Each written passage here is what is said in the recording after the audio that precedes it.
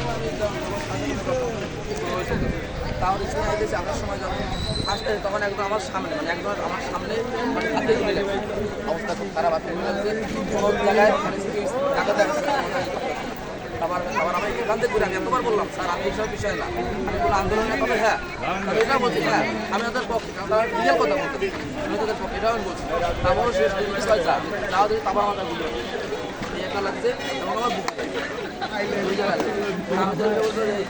শুধু তারা যারা প্রতিষ্ঠানের লিগাল মেনে নাও তারা কোনো অন্যায় কিছু করতেছে আর বাংলাদেশ ছাত্ররা করে না ছাত্ররা কোনো ডাকাত না